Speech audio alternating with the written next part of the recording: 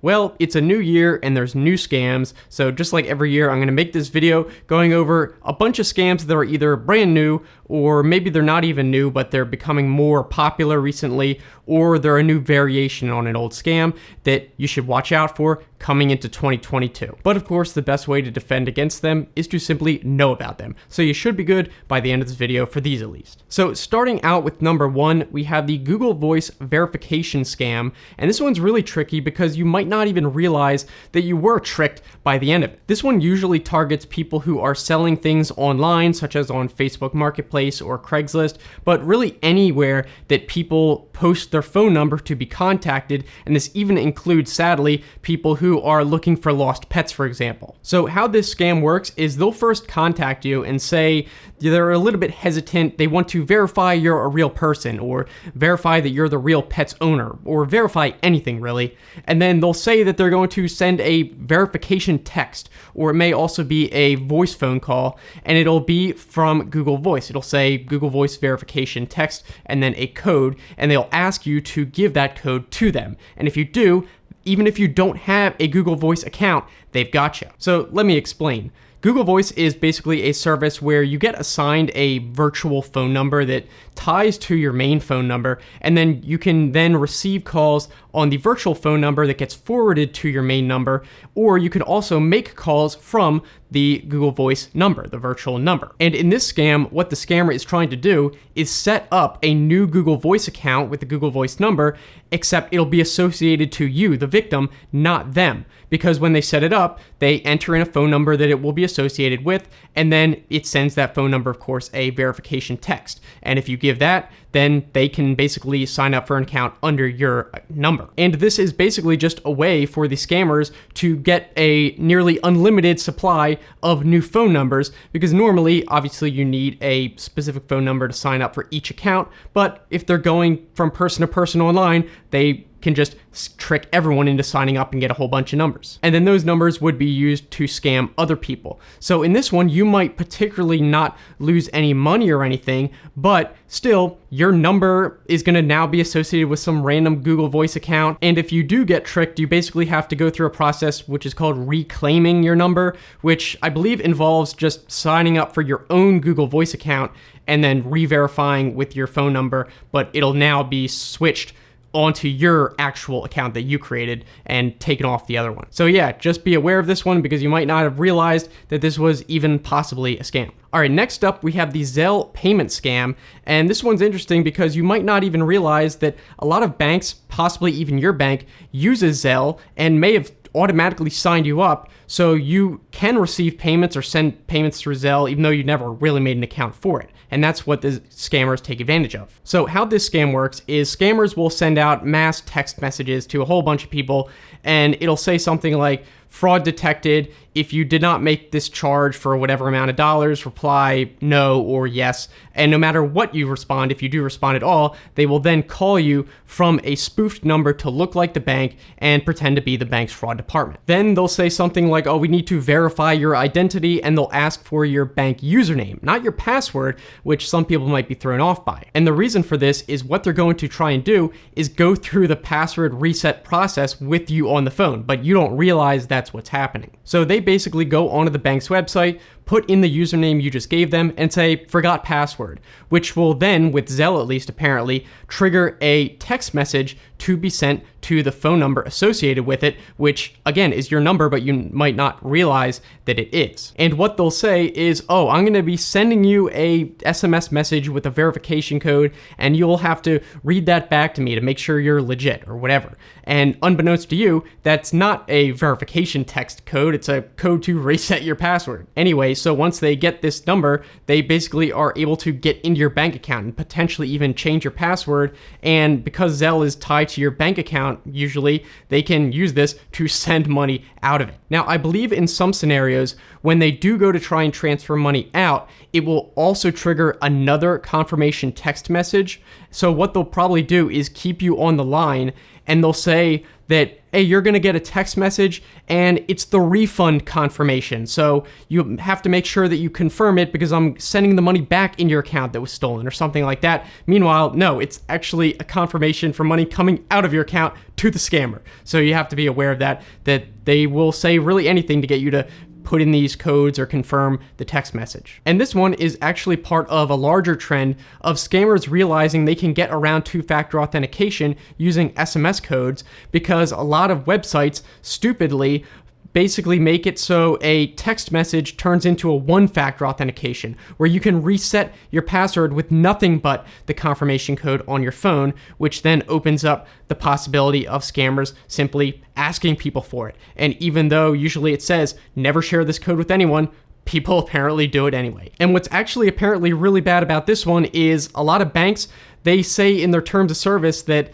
the Zelle transfer doesn't actually get covered under certain fraud terms, so you kind of might just be out that money. So definitely be aware of this one. All right, on to the next one. We have the cloud access job scam. And this one is another interesting one because it doesn't always scam the person directly, but rather uses them, sort of like the Google Voice scam, to scam other people. Although sometimes, depending on the situation, you can be scammed directly. So how this scam works is the scammers will post a fake job listing online, which people will respond to, and they may even do a mock interview where they don't really show their face, of course, but maybe it's a text interview or over chat or something like that, and then they'll offer you the job, of course, and then afterwards they'll say something like, oh, well, we do have some requirements for you to actually be getting into this job, and we have to have you sign this tax form and an NDA. And first of all, with the tax form, that's not even the main part of the scam, but they might be kind of double dipping by when you do fill that information out, like with your social security number, they might take that and use that later against you. But the main part of the scam is actually this other document, which they may call an NDA, and it'll say things like, oh, to get this job, you need to confirm that you're willing to go through our setup process within 24 hours or else you won't get the job. And this process basically involves you signing up for a cloud computing account, whether that's AWS, Amazon Web Services, or Google Cloud, something like that. And the payoff for the scammers is they'll ask you, all right, after you set it up, give us the username and password, and we can complete our setup process. And then once you do, of course, then they can use that Google Cloud or AWS account for nefarious purposes. A lot of times these accounts will have a starting bonus credit or something like a trial credit, and those users now used your information that you're now associated with for fraud, which obviously is not good. Or sometimes I believe they may even get you to add your credit card number to the account and then say, oh, we'll reimburse you and we'll give you a bonus if you do this. And then of course they can not only just charge the trial credit, but then start using your credit card information for fraudulent purposes by running maybe a DDoS attack or whatever they want to use these computing resources from this account on other people. So if someone asks you to sign up for an account and then you give them the username and password, that's really suspicious, because why couldn't they have just done that for you then? So just be wary that these types of scams are out there. Up next, we have post-disaster scams, which is a more general category, and these are becoming more common simply because there's more things happening. For example, in 2021, there was that huge tornado outbreak, it's being called, where a whole bunch of homes across the United States were destroyed, and then scammers, of course, lined up to take advantage of this. For example, you may see an advertisement or receive a text or phone call, whatever, and it'll say, hey, you're eligible for FEMA relief funds. You can get some money, and you just have to pay this fee, and then we'll get you the funds. And obviously, fees for FEMA relief are not a thing. It's a scam to just take your money. Some scammers may also pretend to be government officials as part of the relief effort and say that, oh, to help you out or get you whatever resources, we need to first get your personal information and your banking information, or maybe even transfer money directly. And of course, it's the same idea. They might use it to steal your identity, something like that. So just be very suspicious and only sign up for any kind of resources through official government websites. And an example of one apparently that was more frequent was these scammy debris removal services, where they were not qualified professionals or anything, but they would advertise these services to remove debris from your home or wherever, and they would either demand outrageous prices way above market rate that didn't even make sense to scammy levels, or they may demand money up front and then have crappy work and then refuse to refund you, or just crappy work in general. So of course, just remember, even if you go through a disaster, still try and take the time to vet some of these people that are claiming to be who they are. They might not be. All right, moving on, we have the Geek Squad subscription scam. And no, this is not saying that Geek Squad is the scam, but rather scammers using that name as part of the scam. Now, this scam is actually really similar to other scams, but usually the scammers use something like Amazon. So I'd never seen it used before with Geek Squad, so I figured I'd bring it up. And how this one works is they'll send you a text message or probably an email that will be a fake subscription renewal confirmation. And then they'll say, oh, to contact for information about this order, contact this phone number, of course, which is going to contact the scammer. And then from there, it's the usual. They ask you, oh, what's your credit card info so we can confirm the order or something like that. And of course, they just use that to steal and take your money. And the way to defend against these scams is to simply call the official phone number on the actual retailer's website. So in this case, you'd go on Best Buy's actual website, check their actual phone number. Don't rely on the one that is in the email if you really want to check for it, or just kind of be able to recognize that it is a scam. And also just be aware that these types of scams are not just happening for Apple, iTunes, and Amazon anymore. It's more obscure services. All right, on to the next scam is the Omicron PCR testing scam. And apparently this one is happening mostly in the United Kingdom, but really could happen anywhere. And basically how it works is you'll get a text message or an email, something like that, or maybe even see an advertisement that claims to be a way to get a free COVID Omicron test. And in the United Kingdom, at least, the one that's mostly going around sends you to a website that looks like the NHS, the National Health Service, and basically you have to fill out all your personal information, potentially even a credit card information, and then they'll just steal whatever you put in, and then you don't get the test, obviously. And I remember actually talking about this scam, I think last year, where it was obviously not Omicron, but it was the same story, scammers pretending to be a government agency, and in that one, they did ask for your credit card number for a fee. So just be aware to always only go to the official website and make sure you check that URL. Now, this next scam is definitely not new, but it does show, I think, that scammers are becoming more bold in their scams, and that is that some of them are using even prop fake money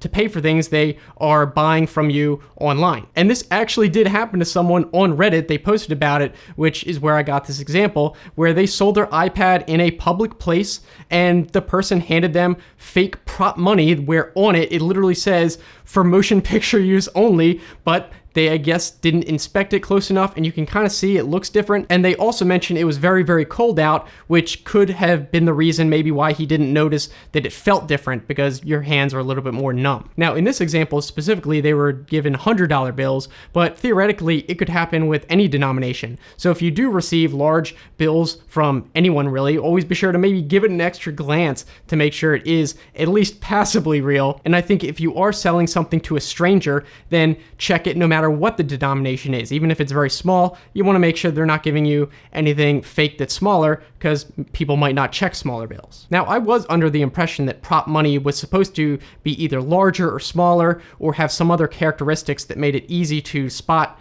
up close as being fake, but either the scammers modified it somehow, or the person really didn't look close at all. Okay, coming near the end, we still have a couple more. This next one is child tax credit scams. Now, last year in the United States, the federal government did send out payments in the form of tax credits, depending on if you had children and stuff like that, but theoretically, this could happen anywhere in the world for any government program that is involving sending money to people. And what scammers have been doing is, at the time these payments were going out, and still to this day continuing, saying that, oh, well, you qualify for this tax credit, or maybe by this point they'll say, oh, you're qualifying to get another tax credit. And how this one works is not really a new story. They contact you via text message or voicemail or whatever, email, and they'll say, hey, you qualify for this tax credit, you can get this amount of money, but you have to do XYZ first. And really the sky is the limit after you contact them and believe it. They could ask for personal information, banking information, a fee or something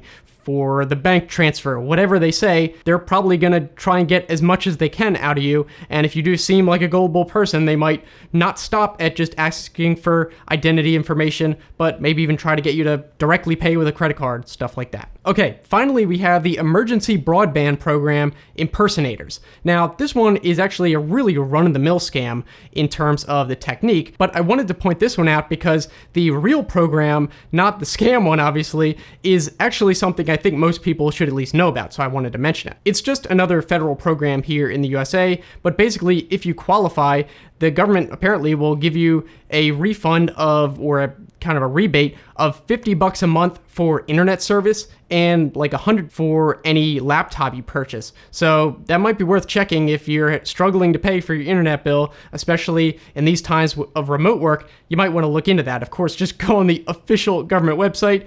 Don't believe any of these scammers. So let me get to that. The main notable thing I noticed about this scam when I was reading is that apparently scammers are using social media advertising to spread it, not just spam texts and stuff like that. And a lot of people may fall for it because they may expect to get spam on their text message or email, but maybe not see scams in social media advertising like on Facebook or something. And then what happens is you click on this advertisement or click on the link, maybe they do send an email, and then it's the usual, oh, to sign up for this, we need your identity information, we need you to pay this fee, whatever. So just remember, if you do see advertisements for some government program, even if it is a real thing, definitely look it up yourself on the actual government website, Google the actual website. Don't necessarily take an advertisement at face value. So by now you should be at least more aware of some of the more popular scams, though don't think that these are the only ones going around. But if you are aware of the general patterns of these scams, at the end of the day, they're kind of similar, so you can start to recognize them